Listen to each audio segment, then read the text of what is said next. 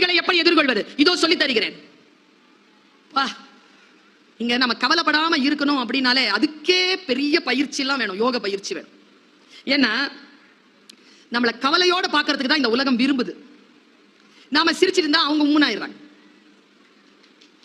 நீங்க என்ன நினைக்கிறீங்க? நான் ரொம்ப கவலையா இருக்கும்போது ஒரு வேலை செய்வேன், சொல்லி தரவா? சரவணகாந்த் பாக்குறாரு, உளவியல்ல கொஞ்சம் ஆர்வம் இருக்கிற ஆளு, சொல்லி தரவா? சாக்லேட் இருக்குல்ல, ஸ்வீட், அதை சாப்பிட்டீங்கன்னா ஸ்ட்ரெஸ் குறையும். அதனாலதான் நம்ம ஜெயிக்கும் பொழுது அடுத்தவங்களுக்கு ஸ்வீட் கொடுக்கிறது. அதனால ஸ்வீட் கொடுக்குறோமா? இந்த சகோதரி ஒரு ரகசியத்தை சொல்லி தருகிறேன். வெற்றி பெற்றால் அடுத்தவர்களுக்கு ஸ்வீட் கொடுங்க, தோத்துட்டீங்கன்னா நீங்க சாப்பிடுங்க. நான் சாப்பிடுவேங்க, ரொம்ப சோகமா இருந்தா ஒரு ஸ்வீட்டை வாங்கி வாயில போட்டுருவேன், ஒரு வாழைப்பழமா சாப்பிடுவேன் நான் எனர்ஜிக்காக. செத்துருங்க இல்லைன்னா நம்மள செத்துறணும்னு நினைக்கிற ஆட்கள் நிறைய பேர் கூடவே இருக்குதுங்க, தெரியுமா? இல்லையா? சொல்றதுல என்ன பயங்கர?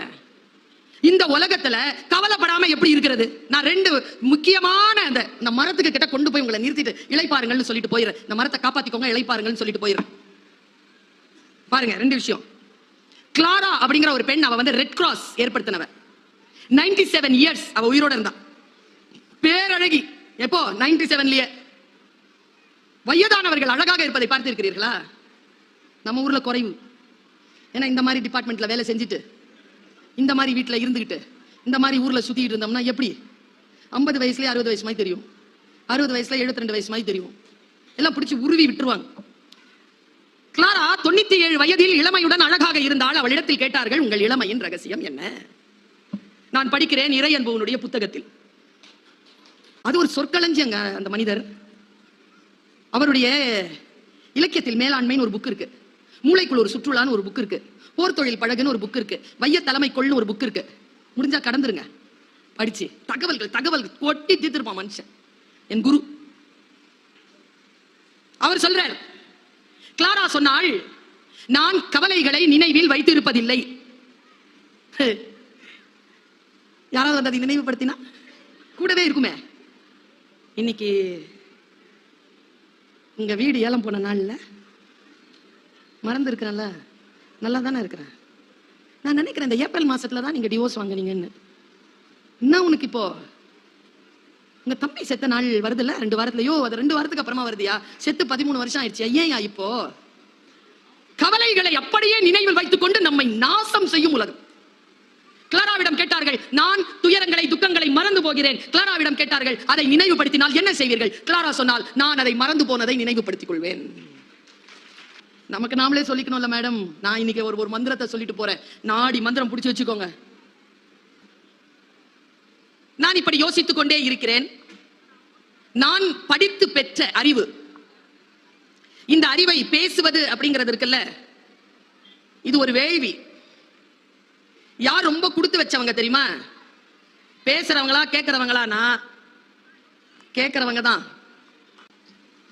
வங்காரி மாதா என்ற ஒரு பெண், நோபல் பரிசு கிடைத்தது அவளுக்கு, காடு வளர்த்தாள் என்பதற்காக. அவளுடைய இன்டர்வியூவை நான் கேட்டேன். இப்ப அவங்க உயிரோட இல்ல. அவங்க பேசின அந்த பேச்சு கொஞ்ச நேரம் தான். அவங்க ஆப்பிரிக்கன் லேடி, அந்த மொழியில, அந்த பழங்குடி மொழியில பேசுறாங்க. கீழே இங்கிலீஷ்ல டிரான்ஸ்லேஷன். அவங்க குரூப்ல இருக்கிற எல்லாரும் கேட்கறாங்க, நீ போய் பிரைஸ் வாங்கினியே, நான் இதை அப்படியே சொல்லிடுறேன், சொல் அவளுடையது, பொருள் உங்களுடையது. அந்த சொல்லை நீங்கள் சரியாக புரிந்து கொண்டால் நீங்கள் பாக்கியசாலிகள். பொருள் மீது எந்த கண்ட்ரோலும் கிடையாது. நாம எப்படி வேணாலும் அதை புரிஞ்சுக்கலாம். பாருங்க, அவ சொன்ன வார்த்தை. அவ கிட்ட இருக்கிற ஒரு தோழி கேட்கிறா, நோபல் பரிசுல என்ன கொடுப்பாங்க? அந்த பழங்குடி பெண்ணுக்கு வங்காரி மாதாய் சொன்னாங்க, நிறைய காசு கொடுப்பாங்க. சிரிச்சுக்கிட்டே அந்த பழங்குடி பெண் சொல்றா, இந்த காசை வச்சுக்கிட்டு என்ன பண்றதா? இவ்வளவுதான் செய்தி. காசை வச்சுட்டு ஒன்னும் பண்ண முடியாது, மரம் வளர்த்தால் ஏதேனும் செய்யலாம் என்று அந்த பழங்குடி பெண் சொல்கிறார். இவ்வளவுதான் செய்தி. நீங்க எப்படி அதை புரிஞ்சுக்கிறீங்களோ புரிஞ்சுக்கோங்க. பாருங்க, நான் ஒரு புத்தகத்தை வாசிக்கிறேன். அந்த புத்தகம் என்னை வேறு நிலையில் என்னை விழிக்க வைக்கிறது. என் மகனை நான் எப்படி வளர்ப்பது என்கின்ற விழிப்புணர்வை எனக்கு கொடுக்கிறது. இன்னைக்கு இந்த ஜெனரேஷன் இருக்கிறோம்ல, மிக பெரிய சபிக்கப்பட்டவர்கள் நாம எல்லாம். நான் இதை சொல்றேன்னு நீங்க ஒன்னும் வருத்தப்படாதீங்க. நாம தான் பெரியவங்க பேச்சை கேட்ட கடைசி பரம்பரை. இந்த நண்டு வாண்டு சிண்டு பேச்செல்லாம் கேட்க தொடங்கி இருக்கிற முதல் தலைமுறை. 3G 4G 2G எல்லாம் இல்லாம எப்படிமா இருந்த? மாதாஜி பிதாஜி குருஜி எல்லாம் இருந்தாங்க. எப்படிமா கனெக்ட் ஆவீங்க? ஒரு அறை போதும், எல்லாம் கனெக்ட் ஆயிடும். இன்னைக்கு இல்லையே. இன்றைக்கு கண்டிப்பு இல்லை, அன்பு இல்லை, பாசம் இல்லை. ஏனென்றால் வாழ்க்கையின் போக்கு மாறி இருக்கிறது. அடிப்படை வசதிகளே ஆடம்பரமாகிவிட்டன. இந்த நேரத்தில் நிதானமாக உட்கார்ந்து ஒரு புத்தகத்தை படிக்கும் பழக்கம் இல்லாமல் போய்விட்டது. நான் இங்க உங்க இந்த கூட்டத்தையே பார்த்து கேட்கிறேன், எனக்கு பதில் சொல்லுங்க. எத்தனை பேர் தனக்கு புத்தகம் வாங்க வந்தீங்க? எல்லாம் தன் பிள்ளைக்கு வாங்க வந்திருப்பீங்க. இதை படிடா, அதை படி, அதை படி, இதை வாங்கு, இதை வாங்கு. நீங்க என்ன வாங்குனீங்க? ஒரு 10 வயசு வாண்டு ஒரு புத்தகத்தை வச்சு படிச்சிட்டு இருக்கு. எங்க வீட்டு ஃபர்ஸ்ட் ஃப்ளோர், நாங்க செகண்ட் ஃப்ளோர். ஃபர்ஸ்ட் ஃப்ளோர்ல காலை நீட்டிக்கிட்டு 10 கூட இருக்காது, அதுக்கு 4ஆம் கிளாஸ் படிக்குது, படிச்சிட்டு இருக்கு. புக்கு பேரை பாத்தீங்கன்னா ஆச்சரியப்பட்டு போவீங்க. பிள்ளைகளை வளர்ப்பது எப்படி நடந்தது. அவங்க அப்பா வாங்கி வச்சிருக்கிறார் அந்த புக்கை. இது வெளியில வந்து படிக்குது. நான் கேட்டேன், ஏ ஃபைசா, என்ன படிக்கிறேன் தெரியல, பிள்ளைகளை வளர்ப்பது எப்படின்னு படிச்சு. நீ படிச்சு என்ன பண்ண போற? எங்க அம்மா அப்பா இதுபடி என்ன வளர்க்குறாங்களான்னு பாக்குறேன். புத்தகத்தை வாசிக்கிறது இருக்குல்ல, நான் ஒரு புத்தகத்தை வாசிச்சேன், பிள்ளைய எப்படி வளர்க்கறதுன்னு தெரிஞ்சு போச்சு. உங்களுக்கு சொல்றேன், கொஞ்சம் லெவல் இங்க இருக்கும், புரிஞ்சுக்கோங்க. இங்க எத்தனை பேர் இருக்கிறீங்க? நான் பட்ட கஷ்டத்தை என் புள்ள பட விட மாட்டேன். இருக்கீங்களா? அவரு மொபைல் பார்த்துக்கிட்டே கையை தூக்குறாரு. நானும் இருக்கிறேன். நான் பட்ட கஷ்டத்தை எங்க அம்மாட்ட ஒரே கேள்வி கேட்டேன். அம்மா, 25 வயசுல நான் என்ன ஆகணும் நான் முடிவு பண்ணிட்டேமா? என் பையன் இன்னும் முடிவு பண்ணாம இருக்கிறாமா? ஏமான்னு கேட்டேன். எங்க அம்மா 82 வயசு, போன வாரம் தந்த பதில், உன்னை நான் கஷ்டப்பட்டு வளர்த்த மாதிரி நீ உன் பிள்ளைய கஷ்டப்பட்டு வளர்க்கல. அது முத்தையும் வைரத்தையும் சாப்பிட்டு வளருது. நீ கஞ்சிக்கு வழி இல்லாம வளர்ந்த, அதனால்தான் நீ வேகமா வளர்ந்த, அவன் ஸ்லோவா வளர்றான். நம்ம பிள்ளை ஏன் நம்மள மாதிரி இல்ல? நான் ஒண்ணு சொல்றேன், இன்னைக்கு சொல்றேன், எழுதி வச்சுக்கோங்க. நீங்க எல்லாம் பிள்ளைய வளர்க்கறத நிறுத்துங்க முதல்ல. அதுங்க வளர்ந்துரும். நாமளே வளர்ந்துட்டோம், அதுங்க வளராதா? வளர்க்கிறோங்கிற பேர்ல நாம செய்யற அநியாயத்தை ஒரு ஆப்பிரிக்க எழுத்தாளன் தன் புத்தகத்தின் முன்னுரையில் எழுதினான். நான் படிச்சு விதிர்த்து போனேன். வாழ்ந்து கெட்ட குடும்பம், வாழ்ந்து கெட்ட குடும்பம்னு கேட்டிருக்கோமா? வாழ்ந்த குடும்பம் எப்படி கெட்டுச்சு? ஆதியில் இருந்த அந்த உழைப்பு, ஆதியில் இருந்த அந்த விருப்பம், ஆதியில் இருந்த அந்த ஆர்வம், ஆதியில் இருந்த அந்த அறிவு, ஆதியில் இருந்த அந்த விழிப்புணர்வு அடுத்தடுத்த காலகட்டங்களில் வசதியான சூழ்நிலைகள் வந்துவிட்டதனால் காணாமல் போய்விட்டால் மீண்டும் சிரமமான சூழ்நிலைக்கு ரவுண்ட் அபவுட் த கிளாக் வந்து சேரும். இது நாம் தலைமுறைக்கு சொல்ல வேண்டாமா? நாம் கற்றுக் கொடுக்க வேண்டாமா? நான் யோசித்து பார்க்கிறேன், நான் பட்ட கஷ்டம் என் பிள்ளை படக்கூடாது. புத்தகம் எனக்கு சொல்லித் தருகிறது. உன் சூழலை கொஞ்சம் குழந்தைகளிடத்தில் வலுப்படுத்து. ரொம்ப இலகுவாலாம் அவங்கள வச்சிருக்காத. ஒரு 1/2 கிலோ வெயிட்டை தூக்கிட்டு ஒரு 2 மாடி ஏற சொல்லுங்களேன் உங்க பிள்ளைய. ஏறிடுச்சுன்னு வச்சுக்கோங்க, நீங்கள் பாக்கியசாலிகள். ஏனென்றால் நீங்கள் முதிர முதிர உங்களை அந்த குழந்தை பார்த்துக் கொள்ளும். அது வெயிட்டை தூக்கிட கூடாது. நீங்க தூக்கிட்டு ஏறினீங்கன்னா நீங்கள் முதிர முதிர அந்த குழந்தையை நீங்கள் தான் பார்த்துக் கொள்ள வேண்டும். மிக மிக வலிமையான மனிதர்களை உருவாக்குவதற்கு சில சிரமமான சூழ்நிலைகளை கொடுத்து பழக வேண்டும் என்று சொல்கிறான் அந்த ஆப்பிரிக்க அறிஞன். புத்தகம் என்னை ஆதியினுடைய ரகசியத்திற்கு கொண்டு போய் நிறுத்துகிறது. நான் இப்படி சொல்கிறேன், நம்முடைய காலகட்டத்தில் நாம் எதிர்பார்த்திராத பல விஷயங்கள் நமக்கு இந்த காலகட்டத்தில் கிடைக்கின்றனவா? நான் இன்றைக்கு உங்களுக்கு 5 விதிகளை சொல்லித் தருகிறேன். சூட்சமமான விதி அது. நீங்க நினைக்கிறீங்களாப்பா இந்த பிரபஞ்சத்திற்கு ஒரு சக்தி இருக்குன்னு எத்தனை பேர் நம்புறீங்க? கடவுள் நம்பிக்கை இருக்கோ இல்லையோ எனக்கு தெரியல. அபிதா நினைச்சிருக்கலாம். குட்டி புக்கு தான், கவிதை தான் எழுதிட்டாங்க. ரொம்ப ஆழமா நினைச்சு. இன்னைக்கு நான் சொல்லட்டுமா, இந்த புத்தகத்தை விட சிறந்த புத்தகங்கள் இன்னும் வெளியிடப்படாமல், மேடை கிடைக்காமல் தவித்துக் கொண்டிருக்கின்றன வெளியில் வருவதற்கு. ஆனால் இந்த புத்தகம் இன்னைக்கு வெளியில வந்துருச்சு. என்ன காரணம் தெரியுமா? எழுதியவர்களின் என்ன பலம் இருக்கா நம்ம கிட்ட? இந்த முயற்சி இருக்கா? 6 நிமிஷம் பேசிட்டு 1 நிமிஷத்துல நான் பேசி முடிக்கிறேன்னு சொல்லிட்டு முடிக்கும் போதும் சொன்னாங்களே அவங்க. அதை தான் நான் பார்த்துட்டே இருந்தேன். எண்ணம் இருக்குல்ல, எண்ணம் இருக்குல்லைங்க. எடுத்த காரியத்தை முடிப்பேன். உன் 5 நிமிடம் என்பது என் வாழ்க்கையில் நான் அடுத்தடுத்த புத்தகங்கள் எழுதுவதற்கு எனக்கு வேண்டும் என்று அபிதா நினைத்தார், வந்தார், எடுத்தார். அடுத்த நிலையிலே அவர் இன்னும் சிறப்பான புத்தகங்களை எடுத்து முன்னால் வைப்பார். இந்த ஆற்றல் நம்ம எத்தனை பேருக்கு இருக்கு? நான் இப்படி சொல்றேன், இந்த பிரபஞ்ச சக்தி இருக்கிறது ரொம்ப வீரியமானது, ரொம்ப வீரியமானது, சும்மா கிடையாது. புத்தகங்களை வாசிக்கின்ற பொழுது யார் எழுத்தாளர்ங்கிறீங்க நீங்க? எழுத்தாளர்களை இயற்கை தேர்ந்தெடுக்கிறது. இந்த கூட்டத்திற்கு வந்துடவே முடியாதபடிக்கு எனக்கு பணி நெருக்கடி சூழல், வந்துடவே முடியாதபடிக்கு என்னுடைய ஷெட்யூல் கேட்டீங்கன்னா நீங்க என்னப்பா இப்படி அலைகிறியப்பான்னு சொல்லுவீங்க. நேற்று சென்னை, அதற்கு முன்னால் கடலூர், அதற்கு முன்னால் மதுரை, அதற்கு முன்னால் திருவனந்தபுரம், அதற்கு முன்னால் பர்மா, எல்லாம் ஒரு வாரத்துல. இந்த வயதில் உங்கள் வீட்டு பெண்களை இந்த அளவிற்கு பயணம் செய்து இங்கே வந்து நின்று இப்படி ஓங்காரமா பேச சொல்லுங்க பாப்போம். நான் பேசுவது என் சக்தி நிலை இல்லை. நான் சொல்லட்டுமா யார் சக்தி நிலைன்னு? நீங்க நம்பினா நம்புங்க. என்னால் நின்று பேசிவிடவே முடியாது. ஓங்காரமாக ஒரு வார்த்தையும் வர முடியாது என்கின்ற சூழ்நிலை இருந்தாலும் இங்கே இந்த அவையில் யாரோ ஒருவர் தீவிரமாக யோசித்திருக்கிறீர்கள். பர்வீன் சுல்தான் வரணும், அவங்க பேசணும், அவங்க பேசுறத நான் உட்கார்ந்து கேட்கணும். முடிஞ்சது. பிரபஞ்சம் குறித்து கொண்டது. என்னை கொண்டு வந்து உங்கள் முன்னால் வீசி இருக்கு. இந்தா போ, பேசு போ. ஆற்றல் தானே நான் தருகிறேன், போ. புதிய புதிய செய்திகளை சொல். நான் ஒரு மிக முக்கியமான வார்த்தையை சொல்லுகிறேன். நான் படித்த புத்தகத்தில் இருந்து. சில புத்தகங்களுடைய தலைப்பை நடுங்க வைக்கோங்க. கெவின் மெக்கார்த்தி அப்படிங்கிற ஒருத்தன், அவன் எழுதினாங்க ஒரு புக்கு. எனக்கு தெரிஞ்சு இங்க இருக்கான்னு தெரியல, முடிஞ்ச ஆங்கில புத்தகம் அது, யாரேனும் மொழிபெயர்த்தால் நலம். அவன் எழுதுறாங்க, why good people always have the bad choices. ஏன் நல்லவர்கள் எப்பொழுதும் கெட்டதையே நாடுகிறார்கள். பெண்களுக்கு புரியுதா?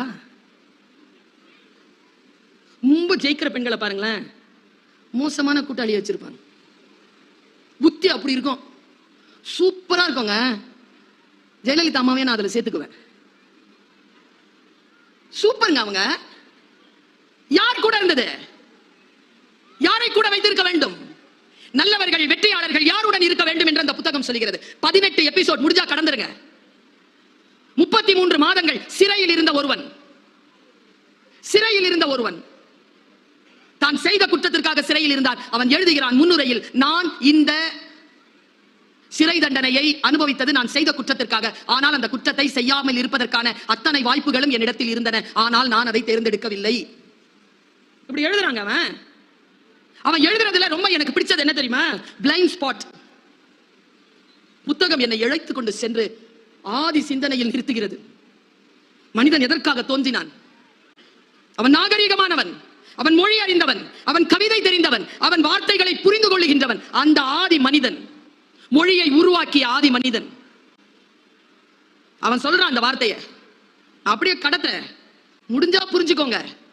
பர்வீன் சுல்தான் வாய்ஸ் என்ன தெரியுமா? சில பேருக்கு இந்த கடுமை பிடிக்காது. ஆனா ஐயா நான் சொல்றேன், என்னுடைய வாய்ஸ் 2 தான். ஒன்னு அம்மா வாய்ஸ், ஒன்னு டீச்சர் வாய்ஸ். ரெண்டும் எதுக்குமே அடங்காது, எதுக்குமே பயப்படாது.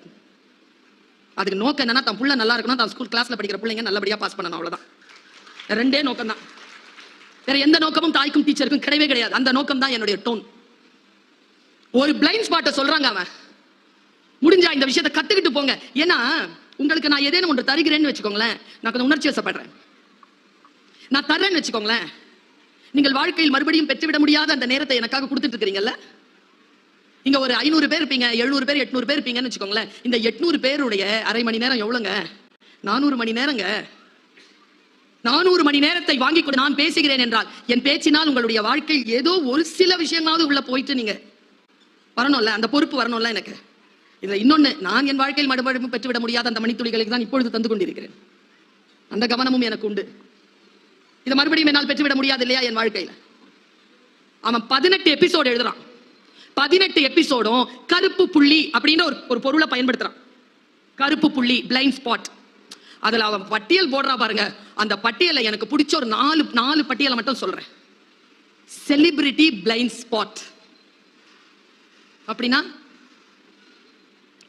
சிவப்பா இருக்கிறவன் பொய் சொல்ல மாட்டான், இங்கிலீஷ்ல பேசுறவன் புத்திசாலி. இதெல்லாம் blind spot. Celebrity blind spot என்ன தெரியுமா? கடவுளே, நான் இருக்கிறேன். உங்கள் நகைகளை ஒரு நடிகை கை நிறைய தங்க நகை எடுத்து வச்சுக்கிட்டு ஏதோ வாங்க தான் சொல்லுதுன்னா, இங்கே அடகு வையுங்கள். ஏமா நீ இவ்வளவு நகையை வாங்குறதுக்கு நான் என் நகையை அங்க போய் அடகு வைக்கவா? நான் இருக்கிறேன், இங்கே உங்கள் வீட்டை அடகு வையுங்கள். இன்னொருத்தர் வந்து, அவர் என்ன இன்ஜினியரா? இந்த கம்பியை வாங்குங்கள், உங்கள் வீடு மிகச்சிறப்பாக கட்டப்படும். நீ இன்ஜினியரா? Celebrity blind spot. செலிபிரிட்டியா இருக்கிறவங்க ஏதாவது சொன்னாங்கன்னா அது உண்மைன்னு நம்புறது இருக்கல, அந்த நம்பிக்கையில் இருந்து, அந்த பிளைண்ட் ஸ்பாட்டில் இருந்து என் தமிழக மக்களே வெளியேறுங்கள், வெளியேறுங்கள். யார் எதை சொன்னாலும் சினிமாவில் சொன்னா காலேஜ் ஸ்டூடெண்ட்ஸ் இருக்கிறீங்களா? நல்ல கைத்துக்கு தம்பி, நீ தான் இந்த எங்க சமூகத்தில் அடுத்த தலைவனாக வரக்கூடியவன் நீதான். நீ நல்ல உயர்த்து, நான் ஸ்டூடெண்ட் நல்ல உயர்த்து, ஒரு தப்பும் இல்லை. பல நேரங்களில் நாம் செய்யக்கூடிய மிகப்பெரிய பிழைகள் இந்த பிளைண்ட் ஸ்பாட்ல மாட்டிக்குது போய். ஐயோ, காலேஜ் இப்படிதான் இருக்குமா? காலேஜ் டீச்சர்லாம் சினிமால யாருங்கிறீங்க? நயன்தாரா மேடம், சாய் பல்லவி மேடம், இவங்க தானே டீச்சர். ரியல் லைஃப்ல யாரு டீச்சர்? நான் தான் டீச்சர் ரியல் லைஃப்ல. அது ரியல், இது ரியல். ரியல் நான் உண்மையாவே டீச்சர் தானே. எனக்கு தெரியும் 17-18 வயசு குழந்தைகளுடைய அறிவு ஏன் தடுமாறுகிறது. அதை தழும்பாமல் காப்பாற்றி அடுத்த தலைமுறைக்கு அவர்களை ஏற்றுவது என்பது ஒரு ஆசிரியருக்கு எவ்வளவு பெரிய கடமை என்பதை உணர்ந்து நான் இங்கே பேசிக் கொண்டிருக்கிறேன். குழந்தைகளே, புத்தகத்தை வாசியுங்கள். வாசிக்கிற பழக்கம் இருந்தா நிதானம் வரும். எதையும் பாரு அப்படின்னு சொல்ல மாட்டேன், புரிஞ்சுக்குவேன். ரியாக்டே பண்ண மாட்டேன், ரெஸ்பாண்ட் தான் பண்ணுவேன். ஒன்றை புரிந்துகொள், செலிபிரிட்டி பிளைண்ட் ஸ்பாட் எடுத்துட்டு மனசுல இருந்து. அடுத்தது இருக்கு பாருங்க, ஜெனராசிட்டி பிளைண்ட் ஸ்பாட். பாவம் எல்லாம் பண்ணிட்டு எல்லாத்தையும் கொண்டு போய் சர்ச்சிலேயோ மசூதியிலேயோ கோயிலையோ கொடுத்துட்டா பாவம் போயிடும். ஜெனராசிட்டி. ஒரு குழந்தை கல்யாணம் பண்ணி வச்சிடலாம், ஒரு குழந்தைக்கு படிப்பு சொல்லி கொடுத்துடலாம், ஒரு குழந்தைக்கு நல்லது செஞ்சா ஜெனராசிட்டி பிளைண்ட் ஸ்பாட். இந்த கோயிலுக்கு இது செய்ய வேண்டும், அந்த சர்ச்சுக்கு அதை செய்ய வேண்டும், இந்த பைத்துல் மாலுக்கு இவ்வளவு கொடுக்க வேண்டும் என்றால் உன் பாவங்கள் மன்னிக்கப்படுமா? Generosity blind spot. அடுத்து சொல்றான் பாருங்க, பெண்களே, ஜெண்டர் பய பிளைண்ட் ஸ்பாட். ஜெண்டர், அது பொம்பளை பிள்ளை, அது செய்யாது, சூப்பரா செய்யும், சூப்பரா செய்யும், பொய்யே சொல்லாது, சூப்பரா சொல்லும். 4 பேரோட சேர்ந்து தான் அது கெட்டு போகுது. 4 பேருக்கு லீடரே அதான். நாங்க அந்த காலேஜ்ல தானே வரோம். Blind spot. உங்க எல்லாருக்குமே சொல்றேன், இந்த பிளைண்ட் ஸ்பாட் தெரிந்ததனால் சொல்லுகிறேன். பெண் குழந்தைகளே, கவனம். ஏன் கவனம் என்கிறேன் தெரியுமா? நம்ம எல்லாருக்குமே வீட்டுல எல்லா பசங்களுக்கும் சாக்லேட் கிடைக்குதுன்னா நமக்கு மட்டும் எக்ஸ்ட்ரா சாக்லேட் கிடைக்கும். பெண் குழந்தைங்கிறதுனால வீட்டுல இந்த ஜெனரேஷன்ல சொல்றேன், நமக்கெல்லாம் கிடைக்கல. இந்த ஜெனரேஷன் குழந்தைகளுக்கு எக்ஸ்ட்ரா சாக்லேட் கிடைக்குது. இந்த பழக்கத்தில் என்ன பண்ணுதுங்க, வெளியில போய் அதே எக்ஸ்ட்ரா சாக்லேட்டை எக்ஸ்பெக்ட் பண்ணுதுங்க. வீட்டில் இருக்கிற பெற்றோர்கள் எக்ஸ்ட்ரா சாக்லேட் கொடுத்தா அதுக்கு அன்பு மட்டும் தான் காரணம். வெளியில் இருக்கிறவன் உனக்கு எக்ஸ்ட்ரா சாக்லேட் கொடுத்தால் அவனுக்கு என்று மறைமுகமாக சில தவறான எதிர்பார்ப்புகள் உண்டு என்பதனை நீ புரிந்து கொள். Don't expect extra chocolate outside. Blind spot. Gender blind spot. Biased blind spot. அவன் அடுக்குகிறான், நான் யோசிக்கிறேன், புத்தகங்கள் என்னை சீர்படுத்துகின்றன, என்னை வழிபடுத்துகின்றன. நான் சில விஷயங்களை சொல்லுகின்ற பொழுது நான் 5 விதிகளை உங்களுக்கு சொல்லுகிறேன் என்றேன். இன்றைக்கு நீங்கள் உங்கள் வீடுகளுக்கு செல்லும் பொழுது இந்த சகோதரி தந்த இந்த 5 விதிகளை மனதில் எடுத்துக்கொண்டு செல்லுங்கள். நான் வாசித்த புத்தகங்களிலேயே நான் நிரம்ப என்னை வழிபடுத்துகின்ற எதுவோ அதை நான் நெஞ்சிலே சுமந்து வந்து மக்களுக்கு தருகிறேன். யாரோ பேசியதை அப்படியே அடுத்தவர்களுக்கு பேசி கடப்பதல்ல என்னுடைய ஸ்டைல். நான் வாசித்து நான் உணர்ந்து இது உண்மை என்று தெரிந்ததற்கு பிறகு நான் எனக்கு அதை பரிசோதித்து விட்டு பிறகுதான் சொல்கிறேன். நான் இங்க நின்றுட்டு இருக்கிறது ஒரு சப்ஜெக்ட், என் லைஃப் ஒரு சிலபஸ். நான் பிடி டீச்சரா பென்சில்ல தான் ஆரம்பிச்சேன் என் லைஃப. இன்னைக்கு உலக தமிழ் சங்கத்தின் துணைத் தலைவராகவும் இயக்குனராகவும் கிரீன் பென்ல கையெழுத்து போற இடத்துக்கு வந்திருக்கேன். நான் சில விஷயங்களை சொல்லலாம். நான் உழைக்கிறேன். இந்த உழைப்பில் ஒருவேளை உங்கள் பிரார்த்தனையும் என் உழைப்பும் சேர்ந்தால் இந்த கிரீன் பென்ல இருக்கக்கூடிய கிரீன் இங்கின் அதிகாரம் கூடும். அதான் நோக்கம். ஏன் தெரியுமா? தமிழர்களிடத்தில் தமிழ் வாழ வேண்டும் என்றால், இன்றைக்கு சொல்லுகிறேன், வீட்டிற்கு எழுத்து செல்லுங்கள். தமிழ் வாழ வேண்டும் என்றால் தமிழ் பொருளாதாரத்தில் உயர்ந்தவர்களிடமும் அதிகாரத்தில் உயர்ந்தவர்களிடமும் போய் சேர வேண்டும். அவர்களிடத்தில் தமிழ் இருந்தால்தான் தமிழ் அடுத்த தலைமுறைக்கு மிகச்சிறப்பாக கடத்தப்படும் என்பதில் உறுதியுடன் இருக்கிறேன் நான். அதிகார படைத்தவர்களும் செல்வந்தர்களும் தமிழை கையில் எடுக்க வேண்டும். பாருங்க, 5 விதிகளை சொல்கிறேன். இந்த பிரபஞ்சத்தில் நாம் எதை செய்தாலும் அது நமக்கே திரும்பி வந்து சேரும். நாமே பொறுப்பு. நீங்க எதை செய்றீங்களோ அது உங்களுக்கு வரும். நாம் செய்யும் தவறுகளை பெரியவர்கள் மன்னிக்கலாம், தவறுகள் நம்மை மன்னிப்பதில்லை. அதை புரிஞ்சுக்கணும். பிரபஞ்சத்தில் நாம் எதை செய்தாலும் அது நமக்கு திரும்பி வரும். ஆதி செய்தி. 2வது, வாழ்வில் எதுவும் அதுவாக நடப்பதே இல்லை, நாம் தான் நடத்தி காட்ட வேண்டும். எல்லாம் மேல இருக்கிறவங்க பார்த்துப்பான், நாம் தான் நடத்தி காட்ட வேண்டும். 3, சிலவற்றை ஏற்றுக்கொண்டால் மட்டுமே மாற்றம் நிகழும். 3வது விதி, நாம் மாறும்போது நம்மை பின்பற்றி நம் வாழ்வும் மாறும். நம்புகிறீர்களா? ஒரே மாதிரியா நீங்க இருந்தீங்கன்னா உங்க வாழ்க்கை மாறாது. கொஞ்சம் உங்களுடைய வாழ்க்கையை நீங்க கொஞ்சம் மாத்திக்கணும். அப்படி மாத்திக்கணும்னா கொஞ்சம் அறிவு மேம்படணும். அறிவு தானா மேம்படாது. அறிவுக்கும் கல்விக்கும் இருக்கிற வித்தியாசத்தை சொல்லவா? இன்னைக்கு காலையில கூட மாபெரும் தமிழ் கனவுல ஒரு பொண்ணு கேட்டா ஏன் படிக்கணும்னு. திக்குன்னு ஆயிடுச்சு எனக்கு. இதை ஏன் அந்த பாப்பா கேட்குது தெரியுமா? அவர் அப்பாவுக்கும் அவங்களுடைய தாத்தனுக்கும் கல்வி மறுக்கப்பட்டது. அதனால தான் அவ கேட்கிறா. பரம்பரை பரம்பரையாக கல்வியை பெற்றுக்கொண்டு வருகின்ற எந்த ஒரு தலைமுறையை சார்ந்த குழந்தையும் நான் ஏன் படிக்க வேண்டும் என்று கேட்கவே கேட்காது. ஏனென்றால் அதற்கு படிப்பதனால் வருகின்ற அதிகாரத்தின் பலன் தெரியும். நாம் அந்த அதிகாரத்தின் பலன் தெரிந்து கொண்டால் நம் பேரன் அதை கேட்க மாட்டான், ஏன் படிக்க வேண்டும் என்று கேட்க மாட்டான். படித்தால் தான் இந்த பூமியில் தலைநிமிர்ந்து வாழ வேண்டும் என்கின்ற ரகசியத்தை அவன் நம் மூலமாக தெரிந்து கொள்வான். எல்லாவற்றையும் நான் தான் நிகழ்த்த வேண்டும். தானாக எதுவுமே நிகழாது. அடுத்து சொல்லுகிறேன். நேற்று இன்று நாளை மூன்றும் ஒன்றுக்கொன்று தொடர்புடையது. ஒன்றை வெட்டி விட்டு இன்னொன்று உங்கள் கையில் கிடையாது. இந்த 5 விதிகளை நீங்கள் மனதில் எடுத்துச் செல்லுங்கள்.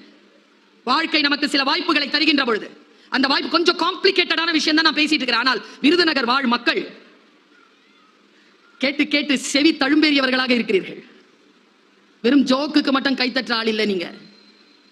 நல்ல விஷயங்கள் இருந்தால் அதை அமைதியாக கேட்டு அதை ஆராயக்கூடிய மனமும் படைத்தவர்கள் என்பதனை இந்த சபை நிரூபணம் செய்து கொண்டிருக்கிறது. நான் சொல்லுவதை மிக அழுத்தமாக உள்வாங்கிக் கொள்ளுங்கள். நான் புத்தகத்தில் வாசித்ததை சொல்லுகிறேன். எனக்கு நானே சொல்லிக் கொண்டதுதான். உங்களுக்கு புரிகிறதா என்று பாருங்கள். கவலையை வெற்றி கொள்ள தெரியாதவர்கள் இளமையிலேயே இறந்து விடுகிறார்கள். 45, 42, 50 திடீர்னு இறந்துறாங்க. ரொம்ப யோசிச்சு பார்த்தா கவலைகளை வெற்றி கொள்ள தெரியாதவர்கள். இதை சொல்லுகிறார் உளவியல் நிபுணர் டாக்டர் அலெக்ஸ் கேரல். கவலைகளை எப்படி எதிர்கொள்வது இதோ சொல்லி தருகிறேன். இங்க நம்ம கவலைப்படாம இருக்கணும் அப்படின்னாலே அதுக்கே பெரிய பயிற்சி எல்லாம் வேணும். யோக பயிற்சி வேணும். ஏன்னா நம்மளை கவலையோட பார்க்கறதுக்கு தான் இந்த உலகம் விரும்புது. நாம சிரிச்சிட்டு இருந்தா அவங்க உம்முனாயிடுறாங்க. நீங்க என்ன நினைக்கிறீங்க? நான் ரொம்ப கவலையா இருக்கும்போது ஒரு வேலை செய்வேன். சொல்லி தரவா? சரவணகாந்த் பாக்குறாரு. உளவியல்ல கொஞ்சம் ஆர்வம் இருக்கிற ஆளு. சொல்லி தரவா? சாக்லேட் இருக்குல்ல, ஸ்வீட், அதை சாப்பிட்டீங்கன்னா ஸ்ட்ரெஸ் குறையும். அதனாலதான் நம்ம ஜெயிக்கும் பொழுது அடுத்தவங்களுக்கு ஸ்வீட் கொடுக்கிறது. அதனால ஸ்வீட் கொடுக்குறோமா? இந்த சகோதரி ஒரு ரகசியத்தை சொல்லி தருகிறேன். வெற்றி பெற்றால் அடுத்தவர்களுக்கு ஸ்வீட் கொடுங்க, தோத்துட்டீங்கன்னா நீங்க சாப்பிடுங்க. நான் சாப்பிடுவேங்க. ரொம்ப சோகமா இருந்தா ஒரு ஸ்வீட்டை வாங்கி வாயில போட்டுருவேன். ஒரு வாழைப்பழமா சாப்பிடுவேன் நான் எனர்ஜிக்காக. செத்துருங்க இல்லைன்னா நம்மளை செத்துறணும்னு நினைக்கிற ஆட்கள் நிறைய பேர் கூடவே இருக்குதுங்க தெரியுமா? இல்லையா? சொல்றதுல என்ன பயங்கர இந்த உலகத்துல கவலைப்படாம எப்படி இருக்கிறது? நான் 2 முக்கியமான அந்த மரத்துக்கு கிட்ட கொண்டு போய் உங்களை நிறுத்திட்டு இளைப்பாருங்கள்னு சொல்லிட்டு போயிடுறேன். இந்த மரத்தை காப்பாத்திக்கோங்க, இளைப்பாருங்கள்னு சொல்லிட்டு போயிடுறேன். பாருங்க 2 விஷயம். கிளாரா அப்படிங்கிற ஒரு பெண், அவ ரெட் கிராஸ் ஏற்படுத்தினவ. 97 இயர்ஸ் அவ உயிரோட இருந்தா. பேரழகி. எப்போ? 97லயே. வயதானவர்கள் அழகாக இருப்பதை பார்த்திருக்கிறீர்களா? நம்ம ஊர்ல குறைவு. ஏன்னா இந்த மாதிரி டிபார்ட்மெண்ட்ல வேலை செஞ்சுட்டு இந்த மாதிரி வீட்டுல இருந்துகிட்டு இந்த மாதிரி ஊர்ல சுத்திட்டு இருந்தோம்னா எப்படி 50 வயசுல 60 வயசு மாதிரி தெரியும், 60 வயசுல 72 வயசு மாதிரி தெரியும். எல்லாம் பிடிச்சி உருவி விட்டுருவாங்க. கிளாரா 97 வயதில் இளமையுடன் அழகாக இருந்தால் அவளிடத்தில் கேட்டார்கள், உங்கள் இளமையின் ரகசியம் என்ன? நான் படிக்கிறேன் இறையன்புவனுடைய புத்தகத்தில். அது ஒரு சொற்களஞ்சியங்க. அந்த மனிதர் அவருடைய இலக்கியத்தில் மேலாண்மைன்னு ஒரு புக் இருக்கு, மூளைக்குள் ஒரு சுற்றுலான்னு ஒரு புக் இருக்கு, போர் தொழில் பழகுன்னு ஒரு புக் இருக்கு, வைய தலைமை கொள்னு ஒரு புக் இருக்கு. முடிஞ்சா கடந்துருங்க, படிச்சு தகவல்கள் கொட்டி தீர்த்திருப்பான் மனுஷன். என் குரு அவர் சொல்றார், கிளாரா சொன்னாள், நான் கவலைகளை நினைவில் வைத்திருப்பதில்லை. யாராவது வந்து அதை நினைவுபடுத்தினா கூடவே இருக்குமே. இன்னைக்கு உங்க வீடு ஏலம் போன நாள்ல மறந்து இருக்கிறேன்ல, நல்லா தானே இருக்கிறேன். நான் நினைக்கிறேன் இந்த ஏப்ரல் மாசத்துல தான் நீங்க டிவோர்ஸ் வாங்குனீங்கன்னு. என்ன உனக்கு இப்போ உங்க தம்பி செத்த நாள் வருதுல்ல 2 வாரத்துலயோ, அது 2 வாரத்துக்கு அப்புறமா வருதியா? செத்து 13 வருஷம் ஆயிடுச்சு. ஏன் இப்போ கவலைகளை அப்படியே நினைவில் வைத்துக் கொண்டு நம்மை நாசம் செய்யும் உலகம்.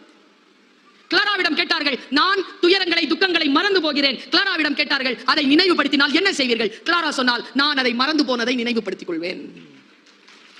நமக்கு நாமளே சொல்லிக்கணும்ல மேடம். நான் இன்னைக்கு ஒரு மந்திரத்தை சொல்லிட்டு போறேன். நாடி மந்திரம் பிடிச்சு வச்சுக்கோங்க. 45 வயது கடந்து விட்டது எனக்கு. 40 ஆண்டு காலமாக இந்த உலகத்தை புரிந்து புரிந்து புரிந்து புரிந்து வந்து ஒரு இடத்தில் நிற்கிறேன். என் அனுபவங்களே ஒரு புத்தகம் தான், அதுவே ஒரு ஆதிமரம் தான். அந்த ஆதி மரத்தின் கீழே உட்கார்ந்து ஒரு மந்திர சொல்லை சொல்லிவிட்டு போகிறேன். ஒரே ஒரு மனிதர் தான் இந்த உலகத்தில் உங்களை காப்பாற்ற முடியும். அது உங்களுக்கு நீங்கள் மட்டுமே. உன்னை விட உன்னை மற்றவர்களால் காப்பாற்றி விட முடியாது. உனக்கு தெரியும் உன் பலவீனம் என்ன, உன் பலம் என்ன, நீ எங்கே தோற்கிறாய், எங்கே ஜெயிக்கிறாய். எல்லாவற்றையும் அடுத்தவர்களிடத்தில் காட்டுவதல்ல. கவலை கொள்ளாதிருங்கள். இந்த கவலை கொள்றது, நான் இதை சொல்லி இருக்கிறேன், நினைவுபடுத்துறேன். ஒரு காட்டுல இப்போ நம்ம கூட இருக்கிறவங்களுக்கு எப்படிங்க நம்ம தெரிஞ்சுக்கிறது நம்ம நல்லவங்களா இல்லையா? கஷ்டம் இல்ல மேடம், பட்டு தெரிஞ்சாதான் தெரியுதுல்ல.